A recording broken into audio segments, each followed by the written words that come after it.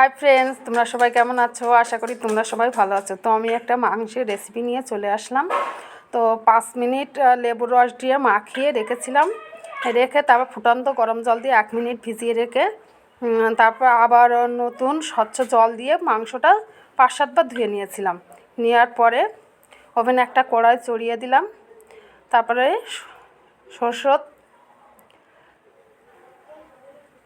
সরষের তেল দিয়ে দিলাম। দেওয়ার পরে তেলটা গরম হয়ে গেছে। এবার আমি আলুটা ঢেলে দেব।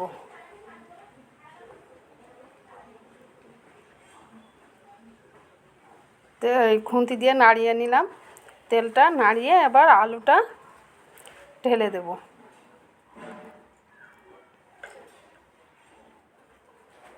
আলুটা ঢেলে দিলাম।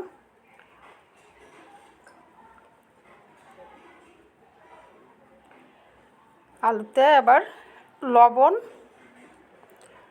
লবণ আর হলুদ দিয়ে দেব।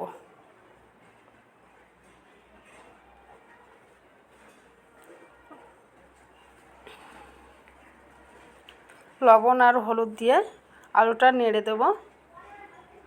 দিয়ে আলুটা ভাজা হয়ে গেলে, তো এবার আলুটা আমি ভাজা হয়ে গেছে, এবার তুলে নেব।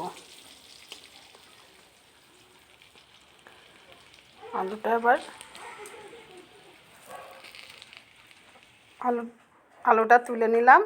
তারপরে সেই আলু ভাজা তেল ছিল, তাতে আবার বেশি করে একটু তেল দিয়ে দিলাম। দিয়ে এবার জিরে, দারচিনি আর এলাচ, তেজপাতা, শুকনো লঙ্কা আর পেঁয়াজ আর একটু রসুন থেতো তো তেলের পরে আমি ছেড়ে দিলাম। পেঁয়াজ রসুনটা এবার ছেড়ে দেবো।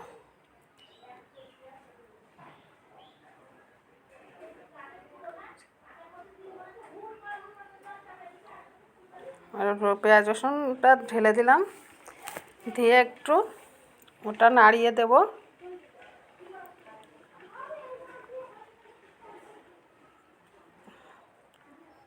পেঁয়াজ রসুনটা নেড়ে দিলাম।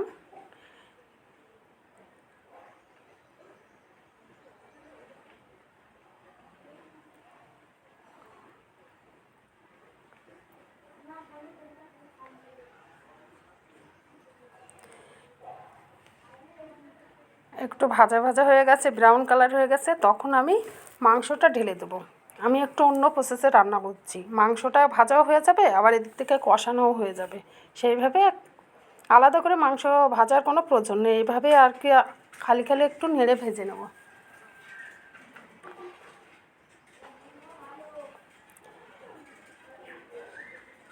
একটু নেড়ে দিচ্ছি।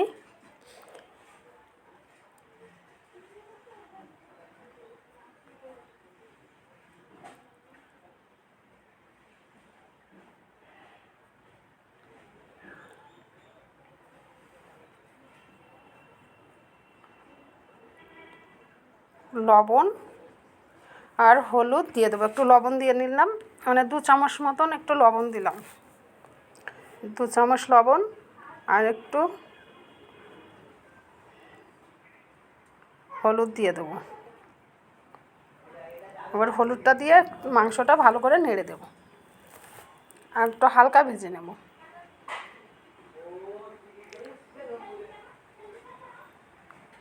এবার ভাজা হয়ে গেছে, এবার মশলা দিয়ে দেবো। আদা বাটা, জিরে বাটা, ধনে বাটা, শুকনো লঙ্কা বাটা আর রসুন বাটা, মশলাগুলো দিয়ে আবার মাংসটা আমি ভালো করে একটু কষিয়ে নেব। মাঝামাঝি মতন একটু মিডিয়াম কষিয়ে নিয়ে তারপরে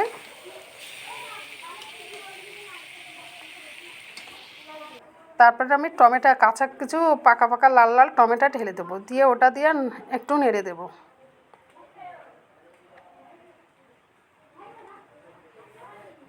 নেড়ে এবার কষানো হয়ে গেছে। এবার দেখো বন্ধুরা, ভালো করে কষানো হয়ে গেছে, তেল ছেড়ে দিয়েছে। শুধু কালারটা দেখো কত সুন্দর এসছে। এবার কষানো হয়ে গেছে।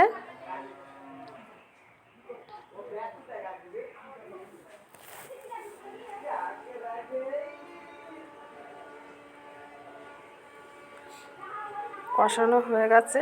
এবার একটু জল দিলাম যাতে মশলাটা তলায় না ধরে যায়। এবার নেড়ে দেবো আর একটু। কষানো হয়ে গেছে,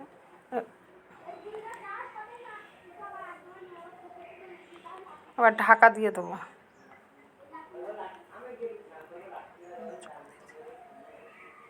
এবারে জল দিয়ে দিলাম মাংসে। মাংসটা ফুটে গেছে, টকবক করে ফুটছে। এবার আলুটা ঢেলে দেব। এবার নেড়ে দেব।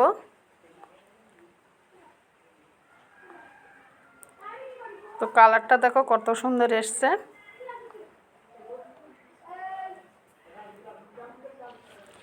এবার টকবক করে ফুটে গেছে। এবার একটু গরম মশলা অ্যাড করব।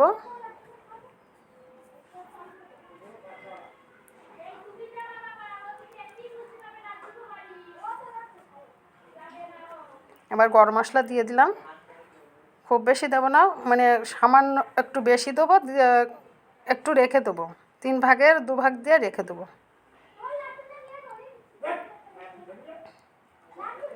এবার মাংসটা হয়ে গেছে, মাংসটা নামিয়ে নেব।